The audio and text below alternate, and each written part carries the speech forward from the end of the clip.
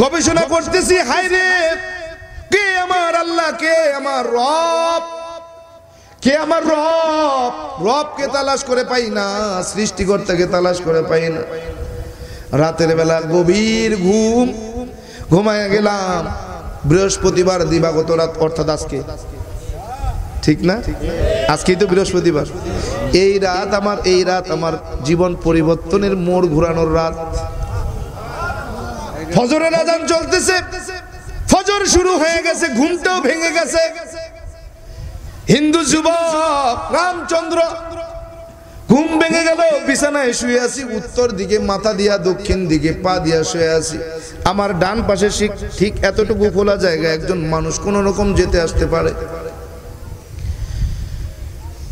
ঘুমের মধ্যে দেখতেছি আজান শেষ হয়ে গেল, আজান শেষ হয়ে গেল, চোখের মধ্যে আবার কেমন একটা ঘুম ঘুম ভাব এসে গেল, ঘুমাইয়া গেলাম। ঠিক যতটুকু ঘুম ততটুকু স্বপ্ন, ঘুমও শেষ, স্বপ্নও শেষ। ঘুমের মধ্যে, স্বপ্নের মধ্যে দেখি এক আল্লাহর গোলাম এসে কয়, ও রামচন্দ্র, মসজিদে ফজরের আজান হয়েছে, আর কতকাল ঘুমাইবা, চলো মসজিদে চলো।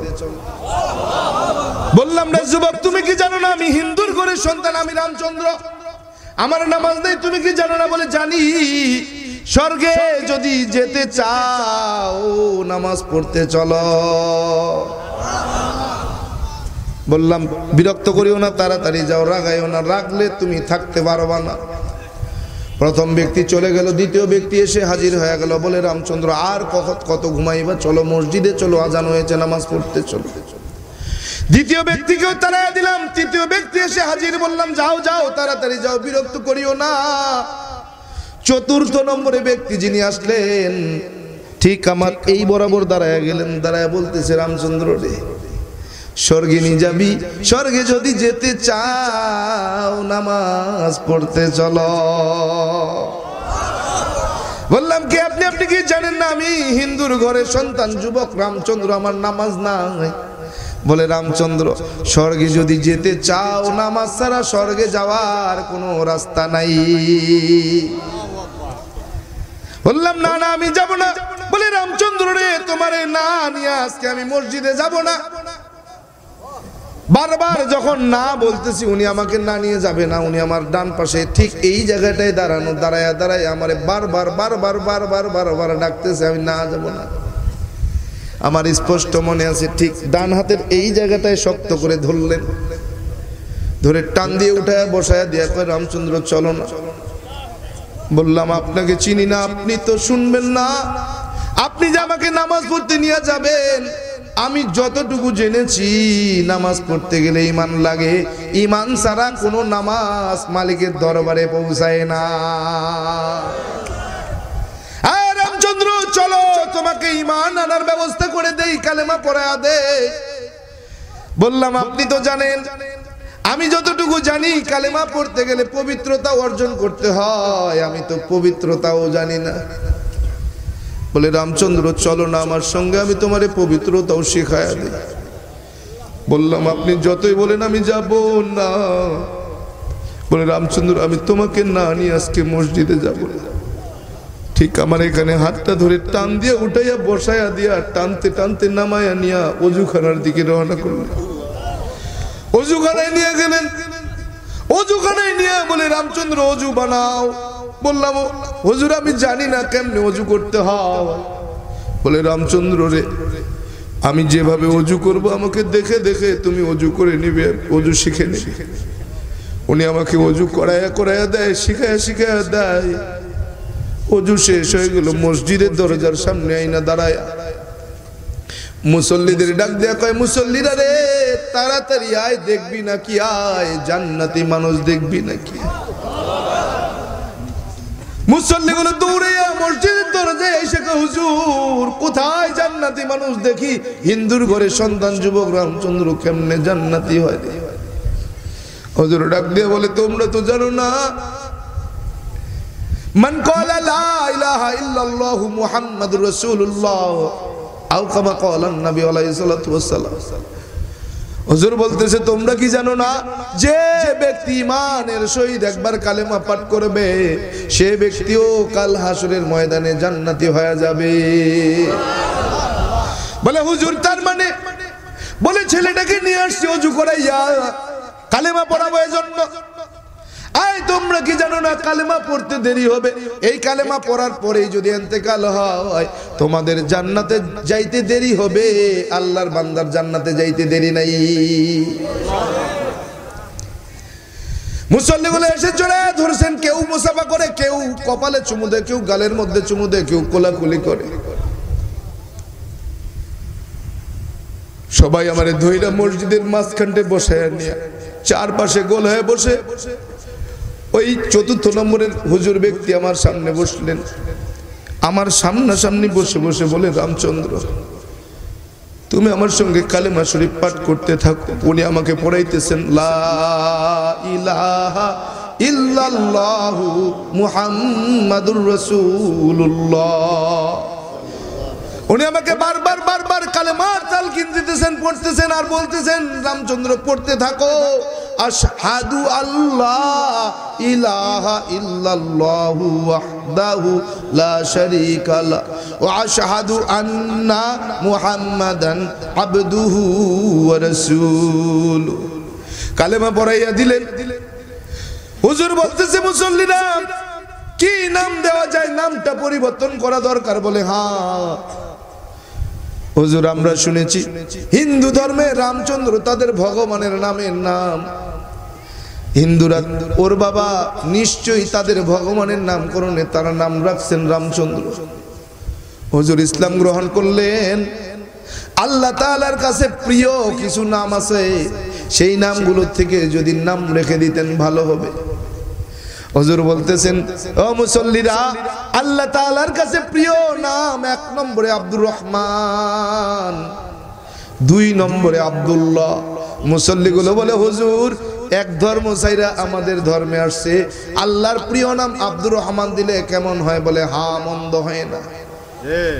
নাম রেখে দিলেন আব্দুর রহমান। তিনি নিজে ইমাম হয়ে ফজরের নামাজের ইমামতিতে দাঁড়ায়া গেলেন, পিছনে দাঁড়াইয়া মুসল্লি হয়ে নামাজ আদায় করতেছে।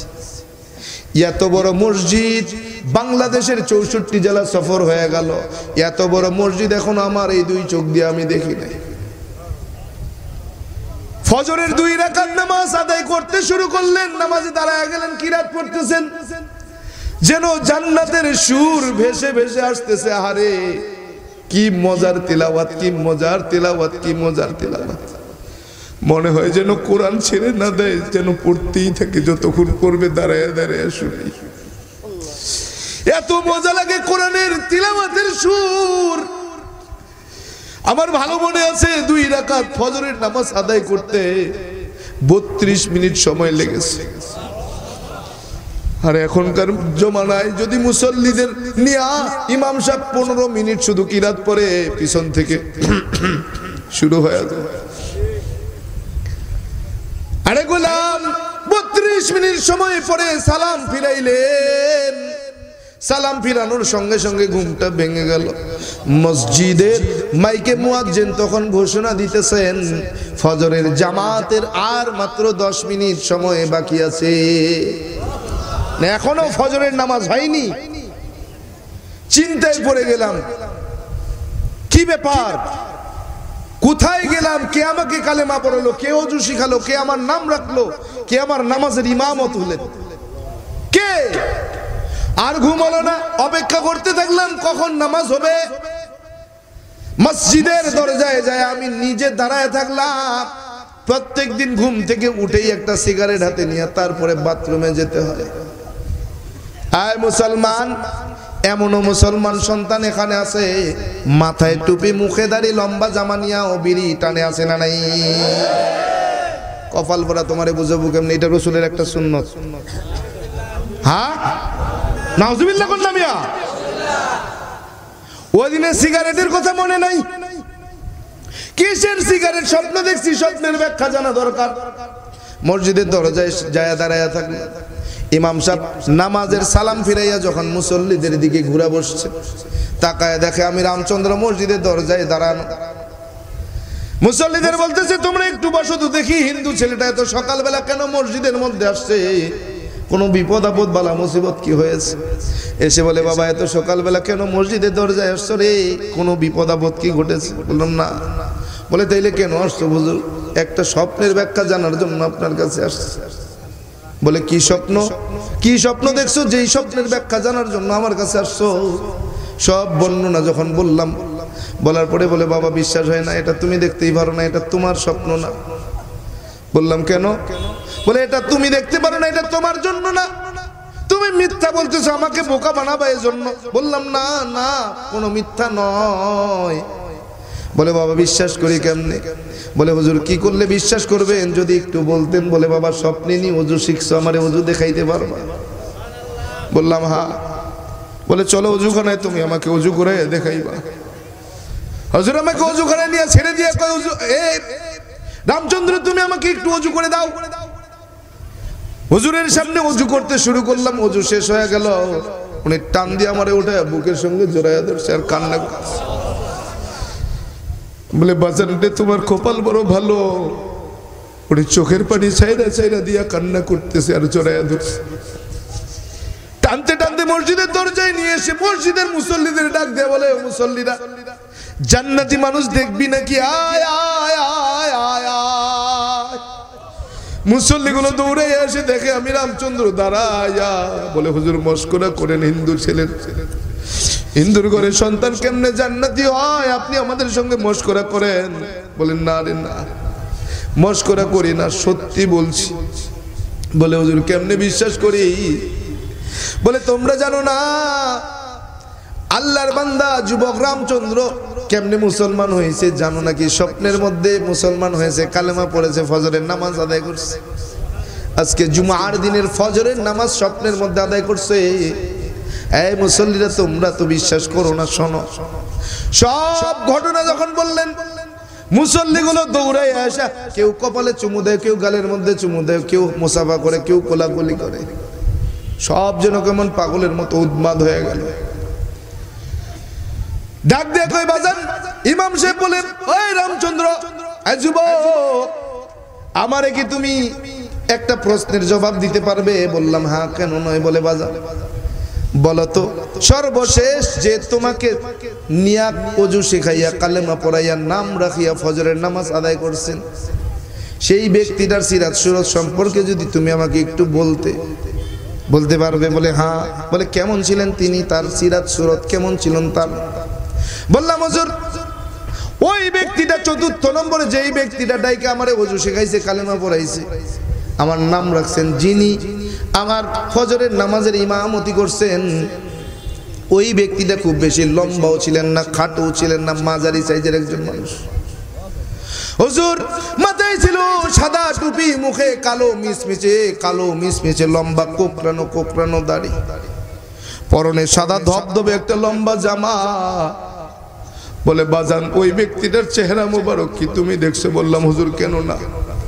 বলে কেমন ছিল তার চেহারা মোবারক?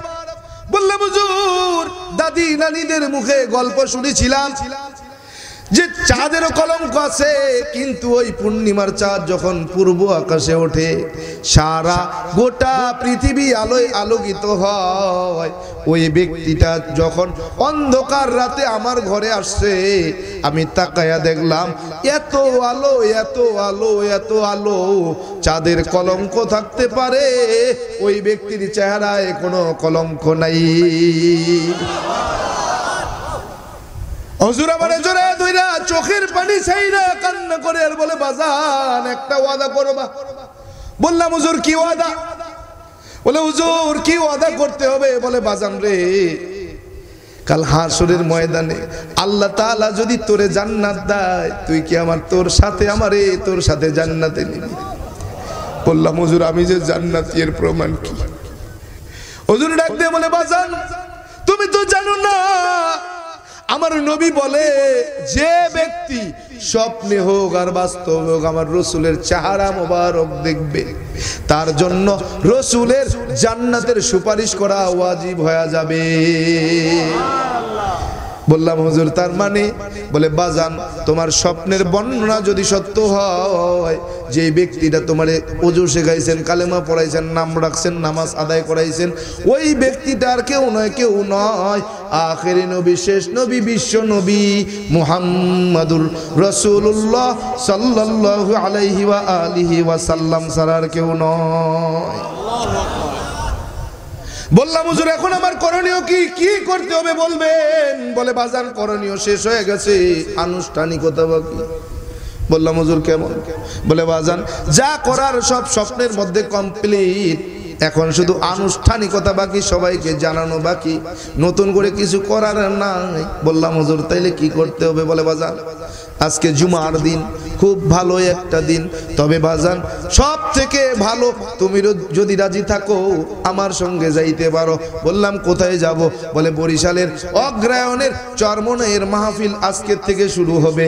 বাজান তুমি যদি রাজি থাকো আমি চরমনাই হুজুরের কাছে নিয়ে তোমারে নতুন করে কালেমা পড়াইয়া ওই ময়দানে ঘোষণা দিয়া তোমার আনুষ্ঠানিকতা সমাপ্ত করব। বললাম হুজুর যাইতে রাজি, বলেন কিভাবে যেতে হবে? বলে এমনি যাওয়া যাবে না। বললাম কেমনে যাবো? বলে তোমার বাবারে ফোন দাও। বাবার কাছে ফোন ধরাই দিলাম। বাবারে ফোন দিয়ে ইমাম সাহেব কয় হুজুর, কয় কাকা আপনি রামচন্দ্রের বাজান নেই? বলে হ্যাঁ কি হয়েছে? আমার ছেলে কি করছে? বলে কিচ্ছু করে নাই, আপনার কাছ থেকে একটা অনুমতি নিতে চাই। বলে কি অনুমতি বাজান? বলে আপনার ছেলে স্বপ্নের মধ্যে কালেমা পড়ছে, মুসলমান হয়ে গেছে, বাস্তবে মুসলমান হতে চায়, আপনি কি বলেন? আপনার অনুমতি প্রার্থনা করুন না। বাবা কয় আমার ছেলেটা যথেষ্ট শিক্ষিত, আমার পরিবারের মধ্যে ওর চাইতে শিক্ষিত কোনো সন্তান নাই, সব চাইতে শিক্ষিত, বড় পণ্ডিত, আমার ঘরের বড় স্বপ্ন, ও যদি মনে করে ইসলাম গ্রহণ করবে, হিন্দুর চাইতে ইসলাম ধর্ম সঠিক, ও ইসলাম গ্রহণ করবে, আমি বাবার পক্ষ থেকে কোনো বাধা নাই। ভাইদের কাছে ফোন দেওয়া হলো, ভাইরা বললো আমার ভাইটা এত শিক্ষিত, আমাদের 3 ভাইয়ের মধ্যে সবচেয়ে শিক্ষিত, বড় জ্ঞান, ওকে আমরা পণ্ডিত বানাইছি, ও যদি জেনে বুঝে যাচাই বাছাই করে মনে করে হিন্দু ধর্ম সঠিক না ইসলাম ধর্ম সঠিক, ও ইসলাম গ্রহণ করবে, ভাইদের পক্ষ থেকে কোনো বাধা নেই। আমাকে নিয়ে চরমনাই গেলেন। চরমনাই যাওয়ার পরে হুজুরের বয়ান কেবল শেষ হয়েছে, হাত উঠাবে, হাত উঠানোর মুহূর্তে হুজুরের কাছে নিয়ে কানে কানে বলতেছে হুজুর এক আল্লাহর বান্দা আসছে, স্বপ্নের মধ্যে কালেমা পড়ছে, স্বপ্নের মধ্যে নাম পাইছে, স্বপ্ন যদি সত্য হয়, বর্ণনা যদি সত্য হয়, আমাদের নবী কালেমা পড়াইছে, নাম রাখছে। ও হুজুর আপনার কাছে নিয়ে আসছি, আপনি একটু কালেমা পড়াইয়া দেন, নামটা একটু শোনাইয়া দেন। আল্লাহর বান্দা আল্লাহর ওলি ডাক দেয়, কয় বাজান যেই ব্যক্তিরা আমার নবী কালেমা পড়ায় সেই ব্যক্তিরা আমি ফজলুল করিম কালেমা পড়াইতে পারি, যেই ব্যক্তির নাম আমার নবী রাখে সেই ব্যক্তির নাম কি আমি আবার নবায়ন করতে পারি। মাথাটা আগায় দিয়া বললাম হুজুর একটু দোয়া নেওয়ার জন্য আসছি, দোয়া করে দেন। বলে ওটা দোয়া চাওয়ার জিনিস না, দোয়ার কাজ কর, একটা সময় আসবে দোয়া চাইতে হবে না, দোয়া বেড়া ভাঙ্গা ঢুকবে। বললাম হুজুর মাইকে একটু ঘোষণা দিয়ে দিবেন, এলাকার মানুষ আজকে চরমনাইয়ের ময়দানে সব মানুষগুলো জানবে। বলে বেটা তোমারে চিনানোর জিম্মাদার কি আমি? তোমারে চিনাইবে তো আমার আল্লাহ।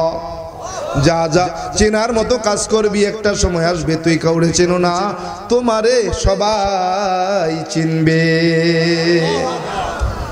আজকে যদি আমি সব সময় বলি, প্রায় সময় বলি, আজকে যদি আমার শায়েখ দুনিয়াতে থাকতেন কত না খুশি হইতেন, কত না খুশি হইতেন। আহ ব্ল্যাক ডায়মন্ড, কালো মানিক ছিলেন, মানুষটা দেখতে কালো ছিল কিন্তু আল্লাহ তাআলার কাছে ভালো ছিল, এটা তার আচরণে, কথাবার্তায়, চাল চলনে বোঝা যায়, কি ঠিক কিনা? যদি তাই না হতো, কত দরবার তো বাংলাদেশে আছে, দরবার তো সব ধ্বংসের মুখে, সেই দরবার এখনো ঠিক সেইভাবেই আছে, বাড়ছে না কমছে? কি ছোট না বড়? যখন থেকে যাওয়া শুরু করছি দেখতাম 1 নম্বর মাঠ অর্থাৎ মাদ্রাসার মাঠে কিছু মানুষ হইতো, আর এখন অগ্রায়ণেও 3 মাঠ লাগে, কি আর ফাল্গুনে 6 মাঠ, হ্যাঁ এবার 7টা হইছে, ওই দেখছেন, তাইলে খালি বাড়তি হইছে। তার মানে বোঝা যায় এটা যে আল্লাহর দরবারে মকবুল একটা দরবার, এতে সন্দেহ নেই। কথা বলেন। দেখবেন কত দরবারে মানুষ যায়, কোনো পরিবর্তন নাই। আগেও সিগারেট খেতে এখনো খায়, আগে গাঞ্জা টানতো এখনো টানে, আগে বেনামাজি ছিল নামাজ পড়তো না এখনো নামাজ পড়ে। কিন্তু এটা যে হক দরবার তার প্রমাণ কি? বলে বেনামাজি ওখানে যায় নামাজি হয়ে ঘরে আসে, সুন্নত ছাড়া মানুষ সুন্নত ওয়ালা হয়ে ফিরে। কি সুদখোর ঘুষখোর যায় সুদ ছাড়ে ঘুষ ছাড়ে, কি ঠিক কি না? বিড়িখোর গাঁজাখোর ওখানে যায় ছাড়ে, আর বাড়িতে ভালো মানুষ হয়ে ফেরেশতার মতো ঘরে ঢুকে। আছে না নাই? এরকম অসংখ্য অগণিত দলিল আছে। এই দরবারে যারা যায় তারা খারাপ হয় না, খারাপ হয়ে ফেরে না, বরং ভালো হয়ে ফেরে। এজন্য আগামী নভেম্বরের 26, 27, 28 নভেম্বর ঐতিহাসিক চরমনের অগ্রায়নের মাহফিল। ইনশাআল্লাহ আমরা যাওয়ার চেষ্টা করব না? আরে কত দরবার তো গেলাম, একটু দেখার জন্য যাওয়া দরকার। কেন এই ক্যানভাস করতেছি বলবেন, হুজুর এই চরমনের গুনগান গান কেন? বলে যে যা চেনে সে তা কেনে। কি যে যে যে যেখানকার নুন খায় সে সেখানকার গুণ গায়। আগেকার মুরব্বীদের মুখে শুনছি, ডাকাত কোনো বাড়িতে ডাকাতি করতে গেলে ও বাড়িতে যদি খানা খাইতো তাহলে নুন খাইতো না। মুরব্বীদের কথা, নুন খাইতো না। কেন খাইতো না? বলে ডাকাতি করতে এসে ওই বাড়িতে যদি নুন খাই তাহলে ও বাড়িতে আর ডাকাতি করা যায় না। এজন্য ওই বাড়িতে আর ডাকাতিরা নুন খাইতো না। যা আছে ভাত তরকারি দিবি, কিন্তু নুন দিবি না। নুন খাইতাম না। হাজিরিন, এজন্য রব্বে কারীম বলেন, ও নবী জানায়া দেন যারা নফসের সাথে জুলুম করে ফেলেছে, গুনাহ করে ফেলেছে, তাদের ভয় নেই, হতাশ নেই, নিরাশ হওয়া লাগবে না। আল্লাহ তাআলা বলেন নিশ্চয়ই আমি আল্লাহ তাআলা তার সমস্ত অপরাধগুলো ক্ষমা করে দিব। বলেন না আসতে প্রতিমা আসতে ওই উত্তরণ বেদের মধ্যে একখানা মন্ত্র কলকি অবতারের 33 নম্বর পৃষ্ঠার মধ্যে ডক্টর বেদ প্রকাশ উপাধ্যায় লিপিবদ্ধ করেছেন, ব্যাখ্যা করেছেন। তিনি বলেন, ও দুনিয়ার হিন্দু মানুষ, সত্যি যদি হিন্দু হতে চাও দুটা জিনিস মনে প্রাণে মেনে নাও। 1 নম্বর লা ইলাহা ওয়ার্তি পাপম ইল ইলাহা পরম পাদম। যদি তুমি পাপ থেকে মুক্তি চাও, পাপগুলোকে পুণ্যের দ্বারা পরিবর্তন করাইতে চাও, এমনি হবে না। বলে কি করা লাগবে? বলে লা ইলাহা ইল ইলাহা নামক কালেমা পড়ে মুসলমান হয়ে যাও। 2 নম্বর জন্ম বৈকুণ্ঠ পরিণতি তজপি নাম মুহাম্মদ। আর মৃত্যুর পরবর্তী যদি তুমি বৈকুণ্ঠে যেতে চাও, এমনি যাওয়া যাবে না, অপরিণতি তজপি নাম মুহাম্মদ। মুহাম্মদের জীবন আদর্শ তোমার জীবন আদর্শ বানাও। এজন্য আমার আল্লাহ তাআলা বলে, বান্দা গুনাহ করেছো, হতাশ হয়ো না, নিরাশ হয়ো না, আমি আল্লাহ তাআলার রহমত তোমার গুনার চাইতে অনেক বেশি। আয় বান্দা, এক আল্লাহর বান্দা জেনাকারী যুবক সারা জীবন ভর গুনাহ করছে, জেনা করছে। একদিন মসজিদের জুমার বয়ানে হুজুর বলতেছে, জেনাকারীর শাস্তির বর্ণনা করছে। জেনাকারী বলে, ও হুজুর, আমার মতো পাপী এই দুনিয়ার জমিনে আর কেউ নাই, আমার জন্য কোনো ক্ষমা কি আপনার জানা আছে? বলে হ্যাঁ হ্যাঁ। রব্বে কারীম জানায়া দেয়, যত বড় পাপী তাপী হোক না কেন, আল্লাহর দরবারে তওবা কইরা গভীর রাত্রে তাহাজ্জুদের মুসাল্লায় দাঁড়াইয়া 2 রাকাত নামাজ আদায় কইরা 2 ফোঁটা চোখের পানি চাইরা আল্লাহর কাছে যদি দোয়া করতে পারে, দোয়া করতে দেরি আমার আল্লাহ তাআলা তাকে মাফ করতে দেরি করে না। এই যুবক বুড়া হয়ে গেছে, বৃদ্ধকালে ঘটনা শুনছে, এবার কি করবে? রাত্রেবেলা নামাজের মধ্যে দাঁড়ায় গেছে, নামাজ শেষ করে আল্লাহর দরবারে হাত পেতে দিয়েছে, কান্না করতেছে আর আল্লাহকে বলতেছে, আল্লাহ জীবন ভর গুনাহ করছি, আর গুনাহ করব না, আপনি আমাকে মাফ কইরা দেন। এত কান্নাই কানতেছে, পাশের রুম থেকে বুড়ি ডাক দিয়ে কয়, বুড়া আর কান্দিও না। বলে কেন? বলে আমি একটা গায়েবী আওয়াজ শুনলাম, তুমি কি শুনো না? বলে কি আওয়াজ শুনছো রে বুড়ি? বুড়ি ডাক দেয়া কয়, বুড়া আমি শুনলাম ওই গায়েব থেকে আওয়াজ আসছে, ও বুড়া কাইন্দা কোনো লাভ নাই, লাভ নাই, তোমার নাম জাহান্নামের খাতায় উঠিয়া গেছে। বুড়া ডাক দিয়ে করে, বুড়ি আল্লাহর দরবারে কানবো না, কানবো কোন দরজায়? তোমার আর কোন দরজা কি জানা আছে যেই দরজায় কানলে গুনাহ থেকে মাফ পাওয়া যাবে? বলেন না। বুড়ি ডাক দেয়া কয়, ও বুড়া, আর কোনো দরজা আমার জানা নাই। বুড়া কয়, বুড়ি রে, যেহেতু আর দরজা কোনো নাই, এই দরজায় কানবো, মাফ করলেও কানবো, না করলেও কানবো, এই দরজা আর ছাড়বো না। কানতেছে কানতেছে কানতেছে, আবার একবার বিকট আওয়াজ চলে আসছে, এই বুড়া আর কান্দিও না, তোমার কান্না আমার আল্লাহর দরবারে বড় কবুল হয়ে গেছে। আল্লাহ তোরে মাফ কইরা জাহান্নামের খাতার থেকে নাম কাইটা জান্নাতের খাতায় লিখা দিছে। বুড়ি ডাক দেয়া কয়, বুড়া তুমি কি শোনো নাই, গায়েবী আওয়াজ আসছে, তোমার জাহান্নামের খাতার থেকে তোমার নাম কাইটা জান্নাতের খাতায় উঠাইয়া দিছে। ও বুড়া আর কান্দিও না। বুড়া ডাক দেয়া কয়, বুড়ি, যেই দুয়ারে কানলে জীবনের গুনাহ মাফ পাওয়া যায়, জাহান্নাম থেকে জান্নাতের খাতায় নাম উঠানো যায়, এই দরজা আর ছাড়ার উপায় নাই, মৃত্যুবরণ করব, এই দুয়ার ছাড়ব না। এই বুড়ার যদি, এত বড় পাপী বুড়ারে যদি আল্লাহ মাফ করতে পারে, এ যুবক, এ বৃদ্ধ বাবাজি, পর্দার আড়ালের মা, আমাকে আপনাকে কেন মাফ করবে না রে বাবা? এরে কেন মাফ করবে না? এজন্য তওবা করো। আয় আল্লাহ, জীবন ভর গুনাহ করছি, আর গুনার কাজ করব না, নেকের কাজ ছাড়বো না। আয় যুবক, বৃদ্ধ বাবাজি, পর্দার আড়ালের মা, তওবা করো। আল্লাহ, জীবনে আর কোনোদিন এক ওয়াক্ত নামাজ ছাড়বো না, নবীর সুন্নতের জবাই করব না, পিতামাতার খেদমত করব, বেয়াদবি করব না, হক্কানি ওলামা একরাম পীর মাশায়েখের সঙ্গে বেয়াদবি করব না, কোরআনটাকে বিশুদ্ধভাবে তিলাওয়াত করতে শিখব, কোরআনওয়ালা সন্তানের বাবা হব, মা হব। আয় আল্লাহ, আল্লাহ, বেপরদায় বেগানা নারী আর পুরুষের সামনে যাব না।